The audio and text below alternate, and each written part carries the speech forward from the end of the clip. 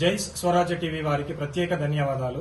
ఈ రోజు మా బాధలను, మా మనోభావాలు దెబ్బతిన్నాయని తెలుసుకొని ఇక్కడికొచ్చి మా ఆవేదనను రాష్ట్ర ప్రభుత్వానికి తెలియచేయడానికి ఇంత దూరం వచ్చి మా యొక్క సలహాలు అంటే మేము పడ్డ కష్టాలను గవర్నమెంట్ వారికి తీసుకెళ్లడానికి ఇంత దూరం వచ్చినందుకు వీరికి ప్రత్యేక ధన్యవాదాలు తెలియజేసుకుంటూ, నిన్న తెలంగాణ ముఖ్యమంత్రులైన రేవంత్ రెడ్డి గారు ఎల్బీ స్టేడియంలో 10,000 మంది ప్రభుత్వ ఉద్యోగులతో ముఖాముఖి కార్యక్రమంలో అనుచిత వ్యాఖ్యలు చేయడం జరిగింది.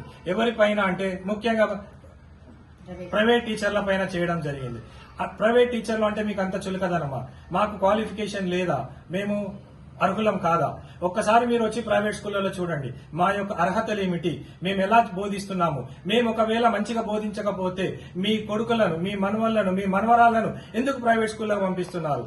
అదే ముఖ్యమంత్రి ఒక మనవడు మనవరాలు, అదే ఎమ్మెల్యేల మనవలు మనవరాలు, అదే ఒక మంత్రివర్యుల ఒక మనవలు మనవరాలు ఎందుకు కార్పొరేట్ స్కూల్స్ లోకి వస్తున్నారు? అదే వాళ్ళు ఎందుకు గవర్నమెంట్ స్కూల్స్ లోకి పంపించట్లేదు? మీకు గవర్నమెంట్ టీచర్లపై అంత నమ్మకం ఉంటే మీరు అక్కడికే పంపించండి. మరి ఎందుకు మీరు కార్పొరేట్ స్కూల్స్ ని ఎంకరేజ్ చేస్తున్నారు? మరి మీరు ఎందుకు మీ పిల్లల్ని ఇక్కడికి పంపిస్తున్నారు? అంటే మీకు లోపల తెలుసు, అసలైన క్వాలిఫికేషన్, అసలైన బోధించే శక్తి ప్రైవేట్ టీచర్లకు మాత్రమే ఉన్నదని మీకు తెలుసు. వాళ్ళే మీకు ఒక ర్యాంక్స్ తీసుకొస్తారు.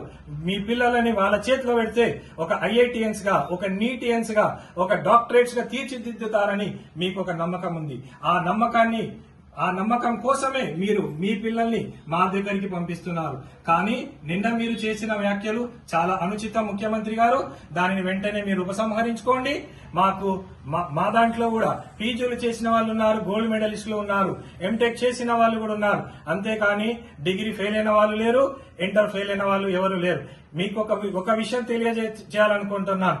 ఇంటర్ ఫెయిల్ అయిన వాళ్ళని ఏ యాజమాన్యం తీసుకోదు, డిగ్రీ ఫెయిల్ అయిన వాళ్ళని ఏ యాజమాన్యం తీసుకోదు. ఒక్కసారి మనం రెజ్యూమ్ అప్లై చేస్తే అక్కడే స్క్రూటినీ చేసేసి వీళ్ళు రారు అని చెప్తారు. అలా గనక తీసుకుంటే ఆ స్కూల్లో చెప్పే టీచర్లు డిగ్రీ ఫెయిల్ అయిన వాళ్ళట, ఇంటర్ ఫెయిల్ అయిన వాళ్ళట అని స్కూల్ యొక్క రెప్యుటేషన్ పోతుంది. కాబట్టి వాళ్ళు ఎవరిని తీసుకోరు.